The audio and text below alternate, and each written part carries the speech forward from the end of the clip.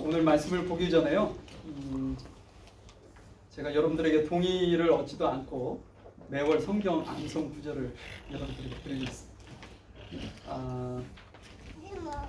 이제 10월에 첫 주가 되어서 제가 다른 암송 구절을 여러분들에게 드릴 텐데 그 암송 구절은 뒤에 주보에 보시면 이렇게 참고하실 수가 있습니다. 사도행전 4장 12절 말씀인데요.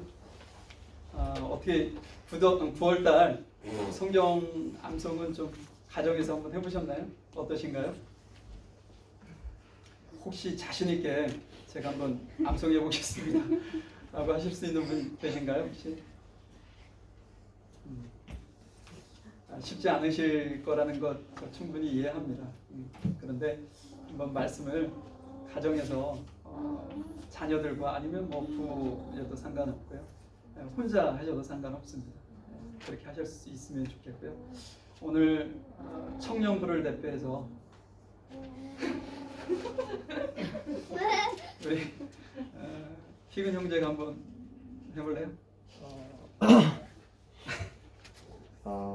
나는 복음을 부끄러워하지 아니하노니 이 복음은 모든 믿는 자에게 복음을 주시는 구원을 주시는 하나님의 능력이 되심이라. 먼저는 유대인에게요 그리고 헬라인에게로다. 잘했습니다. 우리 청소년부도 한번 해볼까요? 청소년부 대표로 우리 오성근 형제.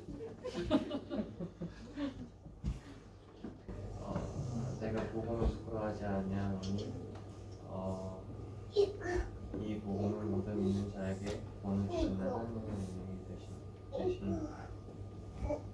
되시니라. 첫째는 유대인에게요 그리고 하나님에게. 박수 주세요. 이건 비밀인데요. 제가 다음 주에는 김현창 집사님을 시키려고 생각하고 있습니다. 이건 비밀입니다. 그렇게 하시고. 자, 오늘 말씀은 사도행전 16장 29절부터 32절 말씀입니다.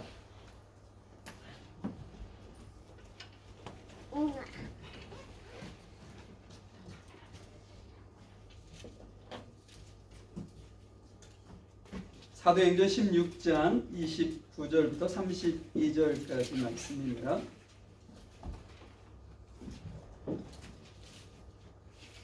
길지 않은데요. 저하고 같이 천천히 같이 읽으시도록 하겠습니다. 시작. 간수가 등불을 달라 하며 뛰어들어가 무서워 떨며 바울과 실라 앞에 엎드리고 저희를 데리고 나가 이르시되 선생들아 내가 어찌하여야 구원을 얻으리까 하거늘 이르되 주 예수를 믿으라 그리하면 너와 내 집이 구원을 얻으리라 하고 주의 말씀을 그 사람과 그 집에 있는 모든 사람에게 전하라. 아멘. 제가 이번 달 성경 암송 구절을 읽는 것을 빠놓았네요. 자, 한번 같이 지금은 뭐 암송 안 하신 상태니까 같이 한번 읽어보시겠습니다. 시작. 다른 이로서는 구원을 얻을 수 없나니 천하 인간에게 구원을 얻을 만한 다른 이름을 우리에게 주신 일이 없음이라 하였더라. 제가 암송을 해보니까요. 제가 이렇게 줄 쳐놓은 것이 있죠. 구원을 얻을 수, 구원을 얻을 만한 요것만 극복하시면 금방 외우시더라고요. 그래서 앞부분은 구원을 얻을 수 요거에 좀 강조를 두시고 보시고 그 다음은 똑같은데 구원을 얻을 만한 다른 이름을 주신 적이 없다. 이렇게 하시면 빨리 외우실 수 있을 겁니다. 다시 한 번만 크게 한번 읽어보시죠. 시작. 다른 이로서는 구원을 얻을 수 없나니 천하 인간에게 구원을 얻을 만한 다른 이름을 우리에게 주신 일이 없습니다. 아멘. 혹시 오 목사가 암송시키라고 할까? 이것 때문에 교회를 못 나오시면 참 곤란합니다. 그런 일은 전혀 없으니까요. 제가 늘 힌트를 줍니다. 비밀이지만 힌트를 줘서 알 수 있게 하니까요. 걱정하지 마시고. 자, 오늘 말씀을 한번 보도록 하겠습니다. 죽지 않고 영원히 살고 싶은 그 어떤 욕구, 욕망은 인간의 기본적인 욕구일 겁니다. 그 세계사를 이렇게 보면 종종 자신의 영원한 삶을 위해서 찾아 나섰던 많은 사람들이 조금 등장하기도 하거든요. 여러분들 한번 생각해 보시면 진시황제가 대표적으로 생각날 거예요. 진시황제 하면 불로초 이런 생각이 나시죠? 그것을 먹으면 영원히 늙지 않는다 이런 생각을 가지고 상상 속에 있는 식물이지만 그 사람은 실제로 있을 거라고 생각을 하고 수천 명의 어린 남녀 아이들과 함께 서복이라는 사람을 동쪽으로, 그러니까 우리 한국 한반도 쪽이죠. 한반도 쪽으로 그것을 찾아 나서게 하였다고 합니다. 근데 결과적으로는 찾지 못했고 수천 명의 아이들을 보냈는데 결국 그들 또한 돌아오지 않았다는 그 이야기가 있습니다. 그는 50세에 죽게 되었고요. 그런 어떤 노력의 수고는 헛수고가 되고 말았습니다. 그가 시작한 그 자체가 불가능한 사실을 도전해보지 않았을까라는 생각이 들어요. 오늘 본문에 보면 사도 바울이 2차 전도 여행 때 빌립보라는 지역을 방문하게 되는데요. 그곳에서 귀신 들린 여인을 만나게 됩니다. 그때 그 귀신을 내어 쫓은 이유로 그 주인에게 고소를 당해서 감옥에 갇히게 되는데요. 감옥에 갇힌 사도 바울과 신라는 실망하거나 낙심하지 않고 기도하고 찬양을 한 것이죠. 그때 하나님께서 그들을 참 긍휼히 보셨던 것 같아요. 저녁에 지진이 일어나고 옥문이 열리고 그를 묶었던 얽매였던 그 모든 것이 다 풀려납니다. 그때 간수가 두렵고 떨리는 마음으로 사도 바울과 신라 앞에 무릎을 꿇고 했던 말씀이 오늘 내용입니다. 내가 어떻게 하여야 구원을 얻을 수 있습니까? 라는 것이 그의 질문이었죠. 어떻게 보면 사람의 가장 기본적인 질문일 수 있어요. 내가 사는 것과 죽는 것에 대한 어떤 도전, 의문, 길 이런 것을 얻고자 했던 것이 이제 사람의 기본인데 이 사람도 그랬다는 것이죠. 그때 사도 바울이 하셨던 말씀이 주 예수를 믿으라. 그리하면 너와 내 집이 구원을 얻을 것이다. 이 복음을 그 순간에 선포했다는 것이죠. 제가 오늘 그래서 여러분들과 주제 설교를 좀 하려고 해요. 그러니까는 성경 내용을 쭉 읽어가면서 보지 않고 성경의 다양한 곳을 한번 찾아가면서 여러분들과 말씀을 좀 나눠보려고 하는데요. 제가 크게 4가지의 질문을 가지고 복음을 좀 여러분들에게 선포해 보려고 합니다. 자, 한번 제 질문을 조금 계속 이렇게 따라가시면서 집중을 조금만 하시면 충분히 이해하실 수 있는 내용들입니다. 자, 첫 번째 질문을 먼저 드리죠. 왜 우리는 믿어야 하는가 하는 거예요. 왜 우리는 믿어야 하는가? 지금 우리가 이 자리에 있는 그 자체가 믿기 위해서 믿음을 가지고 이곳에 와 있잖아요. 그거에 대한 어떤 답변은 잠시 후에 하도록 하고요. 우리가 사는 세상은 법칙이라는 것이 있습니다. 변하지 않는 원리라고 생각하시면 될 것 같은데 우리가 그 법칙을 인정하든 인정하지 않든 그 법칙은요 우리 모든 인류의 사람들에게 동등하게 동일하게 적용된다는 것이죠. 그것이 변하지 않는 원리인 것이죠. 예를 하나 든다면 지구는 우리가 느끼지는 못하지만 하루에 한 바퀴씩 돌고 있습니다. 초창기에는 이러한 사실을 주장했던 사람을 미치광이라고 손가락질했지만 과학이 발달하면서 그 모든 것이 다 증명이 되었다는 것이죠. 그래서 우리에게 그 증거로 이어지는 것이 하루 24시간 밤과 낮을 우리에게 줬다는 거죠. 이것이 지구가 돌고 있다는 증명인 것입니다. 그런데 어떤 사람이 지금 이 순간에도 그 사실을 믿지 못하겠다라고 한들 그 사람에게 하루가 27시간, 30시간이 되는 것은 아닙니다. 그가 인정하지 않더라도 하루 24시간, 밤과 낮은 끊임없이 우리가 사는 이 세상에 존재한다는 것이죠. 이것이 변하지 않는 원리입니다. 이외에도 많은 법칙들이 존재하는데요. 그것을 열거하기도 바쁠 정도로 많은 내용들이 있죠. 그런데 성경에도 이런 비슷한 어떤 법칙이라는 것이 있습니다. 그 중에 하나가 뭐냐면 죽음의 법칙이라는 것이죠. 우리 성경을 한번 보실 텐데요. 제가 오늘 성경을 많이 찾을 것 같아서 미리 PPT로 좀 준비를 했습니다. 그 시간을 단축하고 여러분들 집중력을 높이기 위해서 제가 좀 오늘은 준비를 했으니까요. 앞에 화면을 좀 보시면 될 것 같습니다. 히브리서 9장 27절의 말씀인데요. 한번 같이 읽겠습니다. 시작. 한 번 죽는 것은 사람에게 정하신 것이요 그 후에는 심판이 있으니. 죽고 싶지 않다고 아무리 발버둥을 쳐도요, 죽음이라는 것은 사람을 비껴가지 않습니다. 지희, 고화, 모든 것을 막론하고 모든 사람에게는 죽음이 따르게 되는 것이죠. 왜냐하면 법칙이기 때문에 그렇습니다. 우리가 그것을 인정하지 않는다 해도 죽음이 우리에게 다가온다는 것이죠. 자, 그렇다면 이것이 법칙이라면, 모든 사람에게 적용되는 원리라고 한다면 여러분 죽음을 위해서 무엇을 준비하고 계십니까?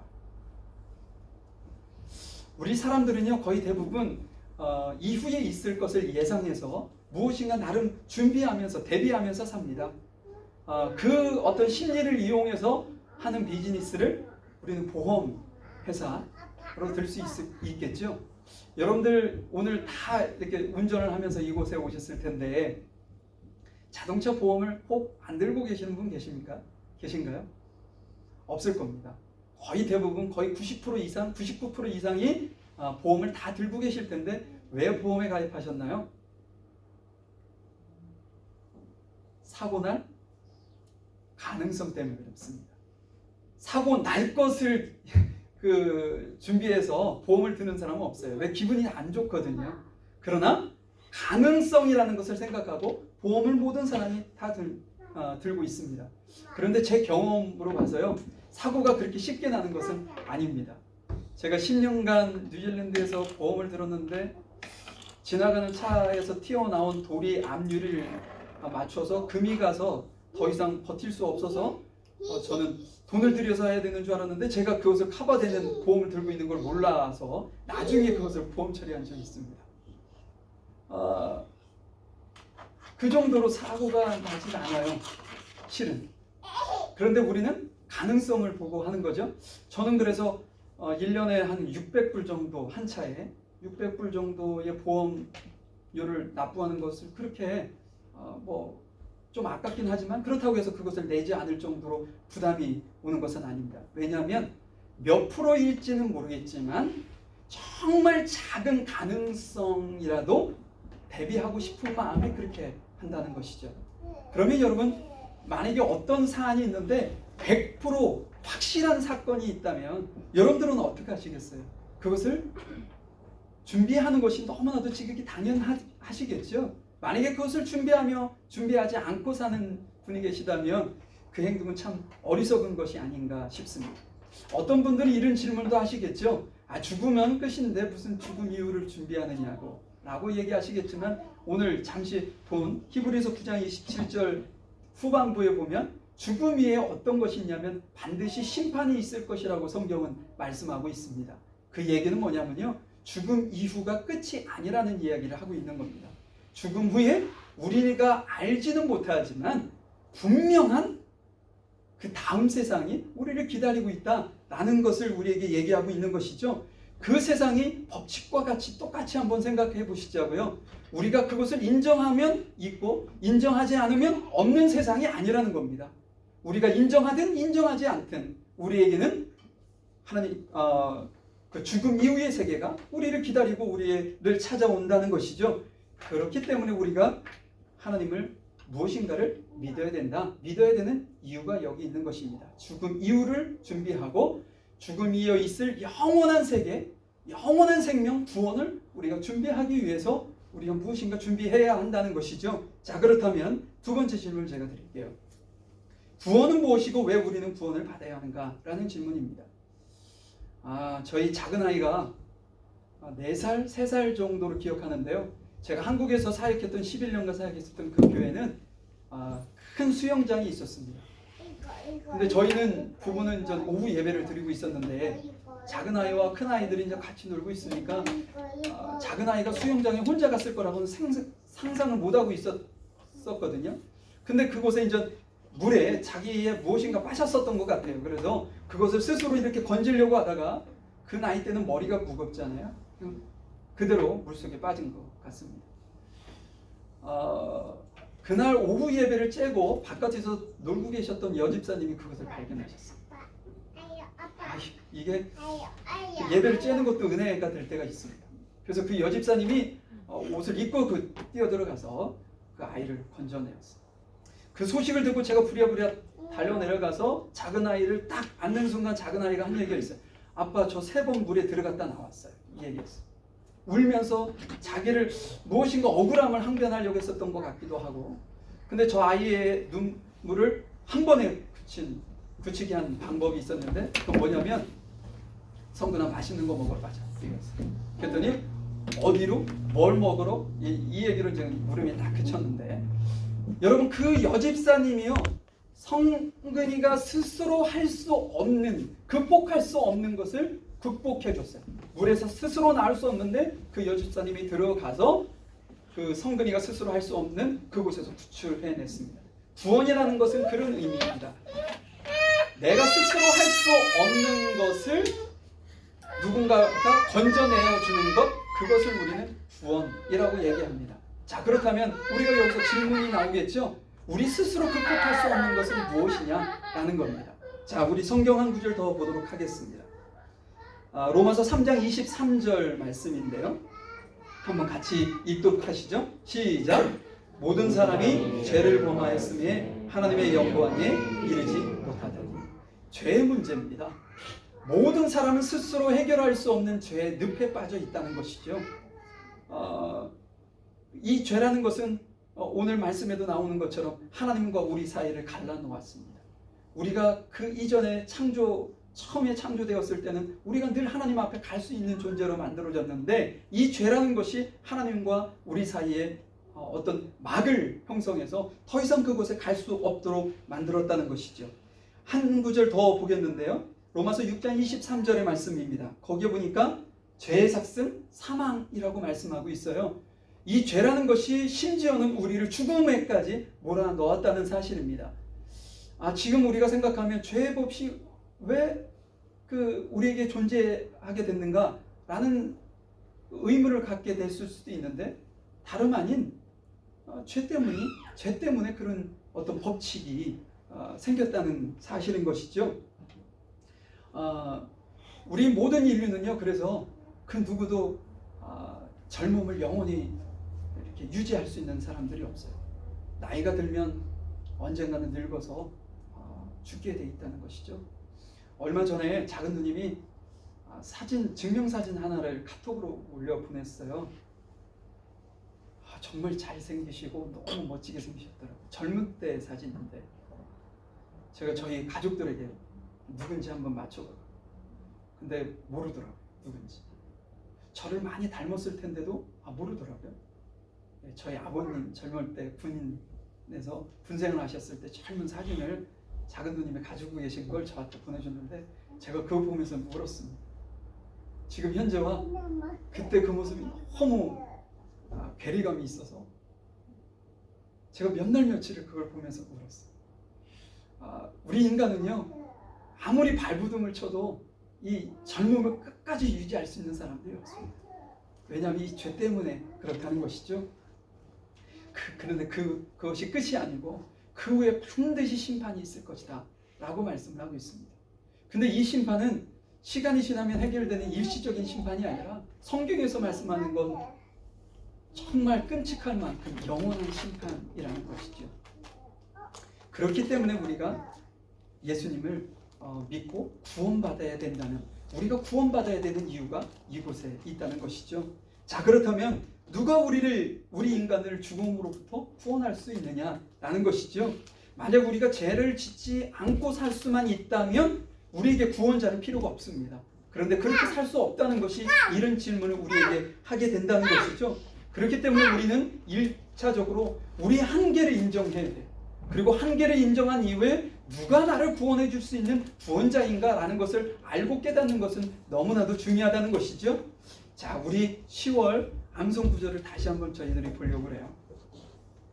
사도행전 4장 12절인데요. 다른 이로서는 구원을 얻을 수 없나니 천하 인간에게 구원을 얻을 만한 다른 이름을 우리에게 주신 적이 없다. 이렇게 말씀하고 있어요. 자, 로마서 사도행전 2장 21절에도 비슷한 말씀이 있는데요. 누구든지 주 예수를 부르는 자는 구원을 받으리라. 오늘 본문에도 나옵니다. 주 예수를 믿으라 그리하면 너와 내 집이 구원을 얻을 것이다. 예수님은 스스로 본인을 내가 곧 길이요 진리요 생명이다 말씀하시고 나를 통하지 않고는 하나님께 올 자가 없다. 성경에 너무 많은 곳이 구원자 되신 예수님을 증거하고 있습니다.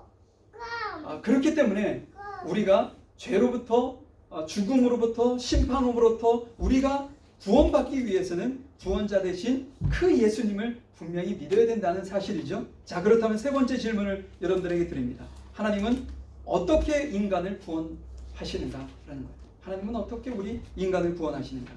여러분들이 잘 아는 요한복음 3장 16절의 말씀을 좀 보도록 하겠습니다. 우리 같이 두 절만 한번 같이 읽도록 하겠습니다. 시작. 하나님이 세상을 이처럼 사랑하사 독생자를 주셨으니 이는 저를 믿는 자마다 멸망치 않고 영생을 얻게 하려 하심이라. 하나님이 그 아들을 세상에 보내신 것은 세상을 심판하려 하심이 아니요 그로 말미암아 세상이 구원을 받게 하려 하십니다. 여기까지 읽겠습니다. 하나님께서는요 인류를 또 우리를 나를 너무나도 사랑하셨다는 것이죠. 근데 그 사랑은 죄 없으신 예수님을 스스로 해결할 수 없는 그 죽음의 늪에 빠져 있는 우리를 대신해서 십자가에 내어 주셨다. 이렇게 말씀을 하고 계십니다. 왜 그러셨을까? 인류를 오늘 심판받지 않게 하기 위함이다 라고 말씀하시고 자기 백성을 구원하기 위함이다 라고 우리에게 말씀을 하고 있습니다. 예수님을 내어주셨다라는 표현을 그 이사야서 53장에는 이렇게 표현하고 있는데요. 한번 좀 보실까요? 자, 5절 6절 말씀을 한번 같이 읽겠습니다. 시작. 그가 찔림은 우리의 허물을 인하며 그가 상함은 우리의 죄악을 인하니라. 그가 징계를 받음으로 우리가 평안을 누리고 그가 채찍에 맞음으로 우리가 나음을 입었도다. 우리는 다 양 같아서 그릇 행하여 각기 제 길로 갔거늘 여호와께서는 우리 모든 죄악을 그에게 담당시키셨도다. 아멘. 예, 그렇습니다. 우리가 찔림을 받아야 했고 우리가 상함을 받아야 했고 우리가 징계를 받아야 됐고 우리가 채찍에 맞아야 되는 것이 너무나도 지극히 당연한 사실이었는데 하나님은 그 모든 것을 예수님께 맡기셨습니다. 우리를 대신해서 예수님께서 그 짐을 지게 하셨다는 것이죠. 이것이 하나님께서 우리를 사랑하시는 사랑의 방법이었던 것입니다. 자, 그렇다면 어떻게 우리는 그러면 구원을 받을 수 있는가라는 사실입니다. 자, 에베소서 2장 8절과 9절 말씀을 우리가 잠시 읽어보도록 하겠습니다. 시작. 너희는 그 은혜를 인하여 믿음으로 말미암아 구원을 얻었으니 이것이 너희에게서 난 것이 아니요 하나님의 선물이라.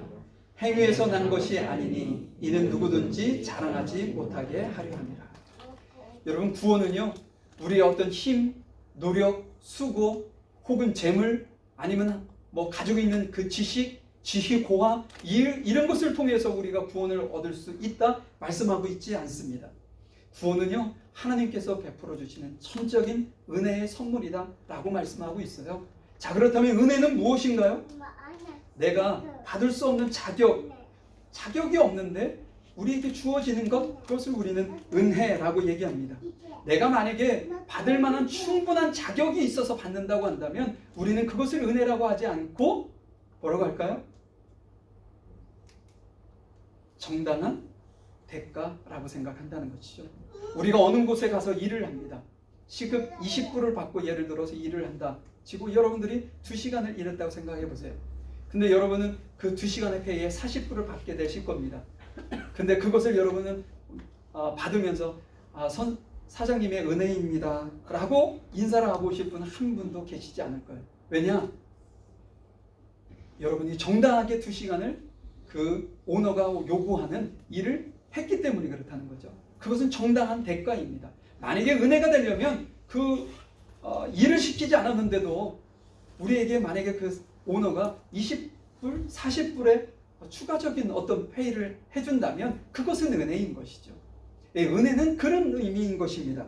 자, 그렇다면 믿는다는 것, 그렇다면 우리에게 은혜로 선물은 어떻게 받을 수 있느냐라는 질문을 우리가 던져봐야 되겠죠. 자, 오늘 본문에 보니까 너희는 그 은혜로 인하여 믿음으로 말미암아 구원을 받을 수 있다, 이렇게 말씀하고 있습니다.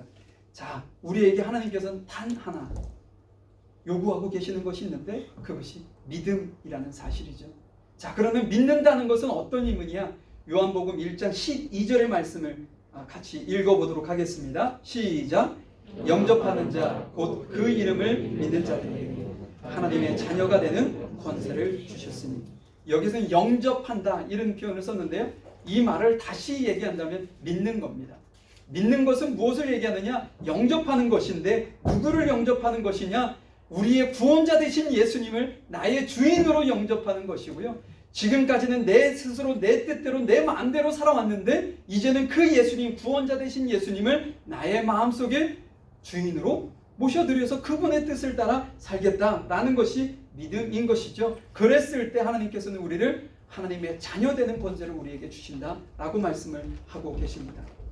여러분, 여러분은 구원자 되신 예수님을 여러분들의 마음속에 구원자로 영접하고 계십니까?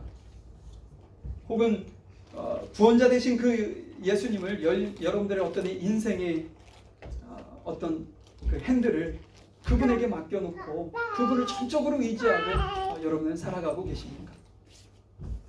만약에 여러분들이 그 하나님을, 그 예수님, 구원자 되신 그 예수님을 정말 여러분들의 주인으로 모시고 여러분들의 핸들을 그분에게만 맡길 수 있다면, 지금 우리가 코비드-19으로 한 번도 경험해 보지 못한 세상을 살아가고 있다고 하는데, 여러분들이 만약에 그런 어떤 결단을 가지고 예수님을 내 안에 모실 수만 있다면 여러분 지금까지 경험해 보지 못한 놀라운 어떤 변화를 경험하게 될 것이고, 오늘 말씀을 좀 마무리해 보려고 합니다. 제가 좀 빨리 진행을 했는데요, 설교가 좀 길어질까 싶어서 좀 빨리 진행을 해봤는데, 여러분, 어떤 사람은요 지금 이렇게 얘기한 이 말씀을 다 이해할 수만 있다면 난 하나님을 믿을 수 있겠다, 이렇게 얘기하시는 분이 충분히 계실 수 있습니다. 그런데 여러분, 피조물이 조물주제하신 하나님을 이해할 수 있다는 게 가능할까요? 가능하지 않습니다. 그러면 우리가 잘못 알고 있다는 것이죠. 제가 지난주 로마서 1장 그 13절부터 17절까지의 말씀을 가지고 여러분들하고 말씀을 나눴었어요. 근데 제가 17절을 다루지 않았습니다. 그 이유는 오늘 잠깐 다루려고 제가 남겨놓은 건데요, 우리 로마서 1장 17절의 말씀을 같이 한번 읽어보도록 하겠습니다. 시작. 하나님의 의가 나타나서 믿음으로 믿음에 이르게 하나니 기록된 바 오직 의인은 믿음으로 말미암아 살리라 함과 같으니라. 여러분들, 여기서 이해되지 않는 부분이 있지 않습니까? 제가 밑줄 그어놓은 부분인데요, 믿음으로 믿음에 이르게 한다. 이게 여러분들 이해 가세요? 믿어져야, 여기서 얘기하는 것은 믿음을 우리가 어떻게 가질 수 있느냐? 믿어야 믿음을 가질 수 있다, 이렇게 얘기하는 거거든요. 우리는 기본적으로 진리에 다다를 수 있는 것을 이해라는 곳에서 찾으려고 합니다. 내가 무엇인가 이해할 수 있으면 나는 그것을 믿을 수 있고 진리에 도달할 수 있을 거라고. 그러니까 진리를 누군가가 얘기했다면 그것을 내가 이해만 할 수 있다면 믿을 수 있을 거라고, 이렇게 생각을 한다는 것이죠. 근데 그것이 아니라고 성경은 얘기합니다. 믿음으로 믿음에 이르게 한다 라고 말씀하고 있거든요. 한번 제가 이걸 설명을 좀 한번 해보려고 해요. 결론적으로 얘기를 드리면서 결론은 암송으로 갈 겁니다. 그걸 미리 아시고 제 설교를 설명을 좀 들으시면 좋을 것 같아요. 저는 좀 길치거든요. 어디를 이렇게 갈 때 도구가 필요합니다. 그래서 제가 뉴질랜드 처음 2009년 4월 달에 왔을 때 제가 화요일 날 도착했는데요, 토요일 날 미팅이 있었어요. 근데 동쪽에 계시는데 저를 픽업해 오실 수 있는 교인들이 아무도 없었다고 합니다. 그때 당시 전 일도 하고 계셨고, 그래서 제가 스스로 가야 되는데 저는 차도 없는 상태고, 그래서 빨리 차를 사야 되겠다 싶어가지고 이틀 만에 차를 샀어요. 지금까지 끌고 다니는 차긴 한데 너무 잘 골랐죠. 그때 주의 은혜입니다. 근데 그때 제가 같이 샀던 것이 있어요. 디스미스에 가가지고 내비게이션을 샀습니다. 그 당시에 요만했거든요. 근데 그것이 320불인가 되더라고요. 저는 그것을 전혀 아깝다 생각하지 않고 사가지고 봉지에 탁 담아가지고 나오고, 저와 함께 가졌던 교회 청년이 있었는데 지금은 안수 집사님이 되셨어요. 그분이 그분한테 친구 목사님하고 너무 고마워서 아이스크림이라도 좀 대접해야 되겠다 싶어가지고 그걸 사가지고 나와서 바로 그 앞에 있는 아이스크림 가게에 딱 들어가서 그것을 위에다 테이블에 놓고 주문을 하고 결제를 하고 딱 봤는데 없어졌어요. 이게 참 이해가 되실런지 설득이 될런지 잘 모르겠지만 제가 한 4일 만에 당한 뉴질랜드의 첫 경험. 정말 난감하네 뭐 이런 적이 있죠. 진짜 그때 그게 생각날 정도로 정말 난감한 상황이 됐어요. 누군가가 나를 태워줄 수도 없고 내가 직접 차를 운전해서 가야 되는데 자신도 없고, 그래서 지도책을 일단 샀는데 도저히 안 되겠어서 친구 목사님께 그 전날 저녁에 거기를 한번 제 차를 끌고 가달라고 했습니다. 그래서 저는 약도를 그리듯이 몇 번에서 나가고 어디로 가고 이렇게 해서 제가 평강교회를 찾아갔던 기억이 지금까지 납니다. 저는 그래서 내비게이션을 사랑합니다. 근데 내비게이션이 없던 시절도 있었죠. 제가 어릴 때 어느 목적지를 가기 위해서 제가 약도를 그려달라고 해서 제가 찾아갔던 일들이 참 많이 있습니다. 여러분들도 그런 경험 다 있으실 텐데, 자, 여기서 한번 제가 여러분들에게 질문 하나 드리죠. 누군가가 목적지를 아는 사람이 있다고 전제하는 겁니다. 그죠? 그래서 그분에게 나 어디를 가려고 하는데 약도를 좀 그려달라고 우리는 부탁을 합니다. 그러면 그 사람은 약도를 쫙 해가지고 어디까지 몇 번 차를 타고 가서 내려가지고 거기서 몇 번 차를 갈아타서 어떻게 가면 돼 라고 하면서 약도를 쫙 그려주죠. 그러면 우리는 그것을 어떻게 합니까? 이해를 합니까? 집에 가서 이해하기 시작합니다. 이래서 이해되는구나 라고 생각해서 그것을 끝까지 이해할 때까지 행동에 옮기지 않고 바라보고 있죠. 이해될까요? 이해 안 됩니다. 우리는 여기에서 무엇이 필요하냐면 상대방을 신뢰하는 믿음이 필요한 거죠. 그 사람이 정말 그것을 목적지를 알고 있고 나한테 정말 사실을 얘기하고 있구나라는 것을 전제하는 거죠. 믿음이라는 것이 전제되어집니다. 그래서 그 약도를 믿고 저희는 몇 번 차를 타고 와서 어디에서 내리고 거기서 다른 버스를 갈아타고 목적지로 향해서 가는 것이죠. 우리가 그 약도를 믿고 한번 간 그곳은 다음부터는 약도가 필요 없습니다. 왜냐? 알아줬거든요. 그제서야 이해가 되는 것입니다. 자, 여러분, 믿음이라는 것이요, 내가 누군가를 하나님을 믿어지는 것이요, 이해에 대해서 믿어지는 것이 아니에요. 내가 하나님을 이해에 대해서 믿을 수 있다면 그분은 신이 아닌 것입니다. 우리 사람에게 하나님은 이해될 수 없는 존재이거든요. 근데 우리가 그를 어떻게 믿을 수 있느냐? 그냥 믿는 거예요. 믿으면 믿어지는 것이죠. 이게 참 아이러니한 얘기지만 엄청난 진리입니다. 여러분은 이곳에 앉아 계시는, 하나님을 믿고 계시는 여러분들은 그런 단계를 나도 모르게 겪고 오신 거예요. 하나님이 믿었더니 믿어지다 라는 얘기죠. 자, 유대인들이 자녀 교육을, 성경 교육을 시킬 때 이렇게 한다고 합니다. 성경 본문을 놓고 이제 그들은 모세오경을 거의 달달달달 외우게 하니까, 그러면 그걸 놓고 모세 할아버지가 어떻게 하셨단다. 근데 반석을 쳤더니 거기서 물이 났더라. 근데 그 아이가 그걸 못 믿겠죠. 아빠, 어떻게 그런 일이 있을 수 있어요? 그럼 그 부모는 그게 과학적으로 어떻게 해가지고 그런 일이 벌어질 수 있어 라고 설명을 하지 않고 어떻게 하냐면 무조건 암기를 시킨다는 거예요. 맨 처음에는 설명을 하나도 하지 않고 성경을 무조건 암송을 시킨답니다. 그러면 어느 순간부터 암송한 것이, 그 암송했던 그 말씀을 이해하도록 내 안에서 역사하기 시작해서 이해되지 않고 풀리지 않는 모든 것까지도 다 이해하고 믿어지게 만드는 놀라운 역사가 일어난다는 것이죠. 여러분, 제가 오늘 여러분들에게 전했던 이 말씀을 어떤 이들은 믿었기 때문에 반드시 그래 하나님의 말씀이 그렇다라고 믿으시는 분이 계실 수도 있어요. 그런데 혹 이곳에 아직까지 이런 복음을 통해서 내가 확실하게 주님을 만난 그런 경험이 없으시다면 여러분 이 말씀 믿으셔야 하는데 어떻게 믿을 수 있느냐? 믿으시면 돼요. 그래서 제가 여러분들에게 한 달에 한 구절씩 암송 구절을 드리는 이유가 거기에 있습니다. 제가 주일날 아무리 여러분들에게 기가 막힌 설교를 준비해서 기가 막히게 여러분들을 설득시킨다 해도 하나님을 믿는 그 믿음이 여러분들의 삶을 주장할 만큼 강하게 핸들링할 수는 없습니다. 그것은 여러분들이 스스로 하나님의 말씀을 통해서 하나님의 말씀을 믿음으로 여러분들에게 믿어졌을 때 이루어지는 놀라운 기적이라는 것이죠.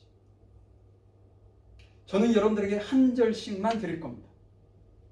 그런데 제 안에는 어떤 소망이 있냐면 여러분들이 한 주에 한 절씩 정도를 더 하기를 저는 소망해요.